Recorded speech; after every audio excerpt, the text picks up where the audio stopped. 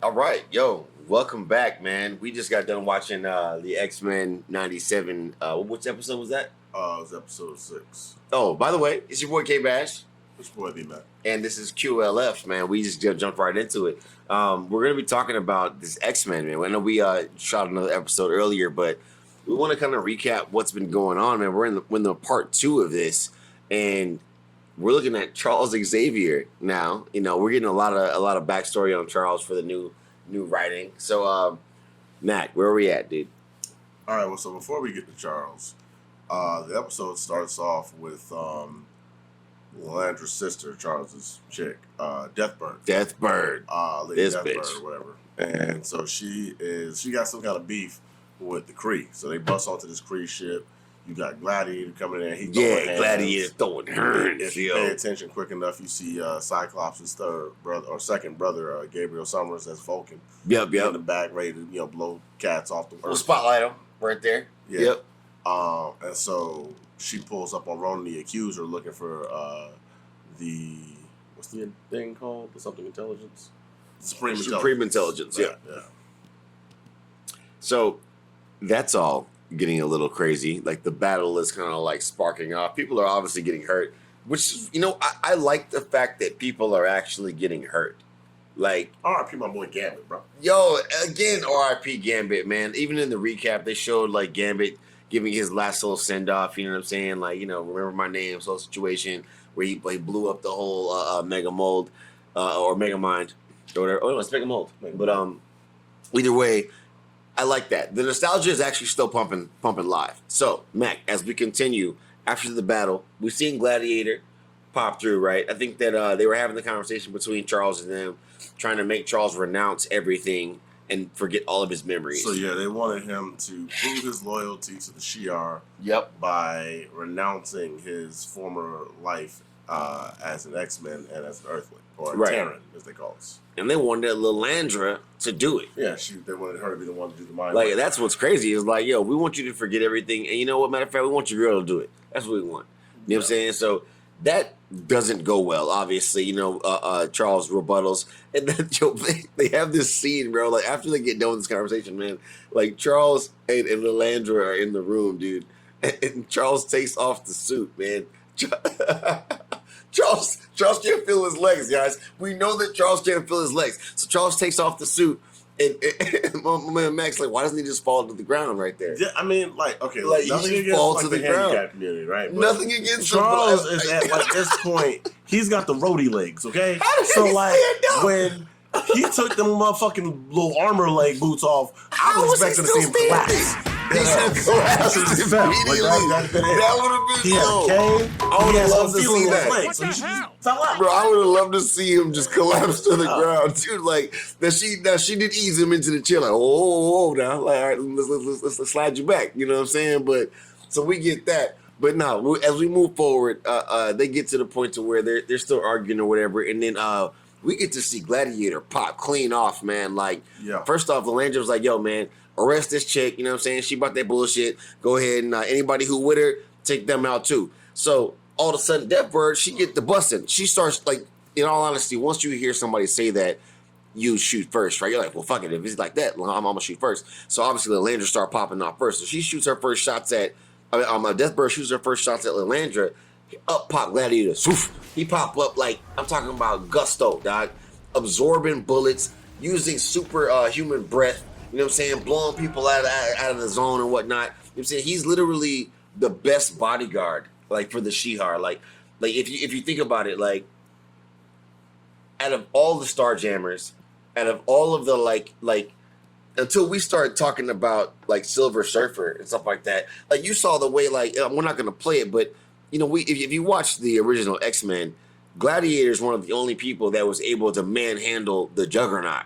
Yeah. Like, this dude is strong, man. Like, so I really appreciated the fact that they just displayed his strength.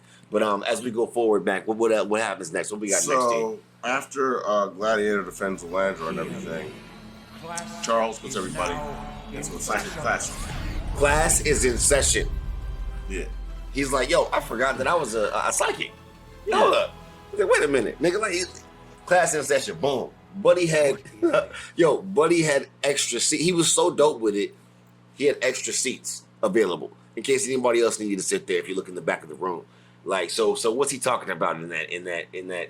Well, essentially, he's explaining that like the Shi'ar say that they're helping other races, right? But what they're essentially doing is making them assimilate to the Shi'ar's ways, right? Like almost like a dictatorship in a sense, right? Like you do what we say, like Viltrumites, kind of. Like that's no good, right? So Charles in with that, he's pleading his case, whatnot, and I think he kind of gets through to him to a certain degree until a vision happens where he sees like a large sized gambit. You know what I'm saying? Like skeleton explodes, all that, and like pretty much he gets a vision of all the X-Men being like like where like the X-Men are in trouble. They've been like wiped out by some sort of whatever, and you know he sees that something had to do with Gambit, right? So he's like, I gotta go. You know what I mean? So we got a lot of stuff going on between like Charles's head, what's going on with Lalandra. There's everything's popping off. It's popping off right now. So I mean, that's kind of a recap of what happened in what was that, part 2 of episode? What episode was that? 6.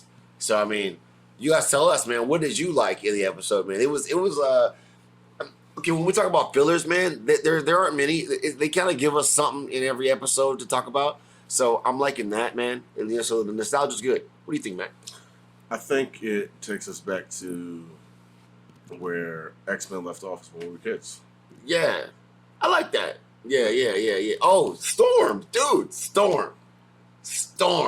Like the demon, guys. Okay, so look.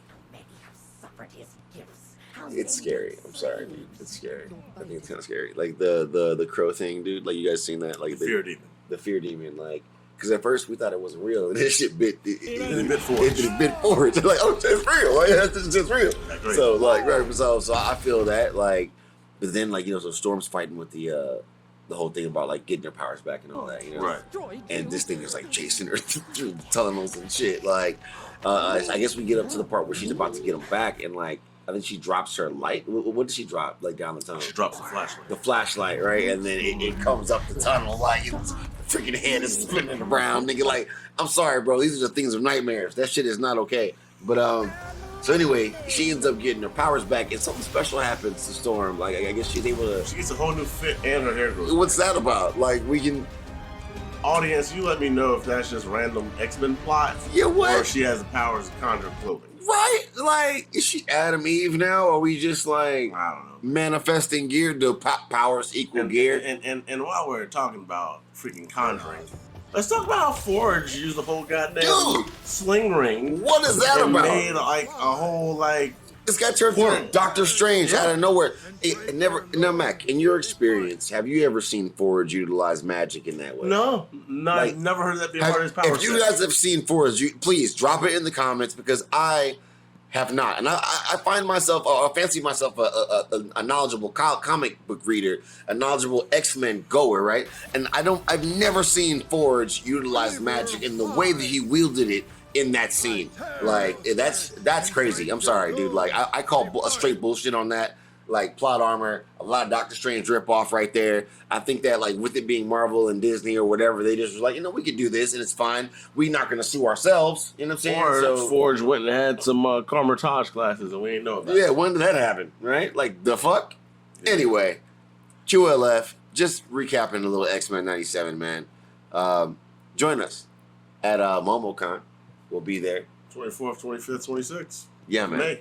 We'll be dressed up, man. I think we're going to be rocking like DC characters and whatnot. So, you know, we'll check you guys out. But it's your boy K Bash. It's your boy B Mac. And we will see you later.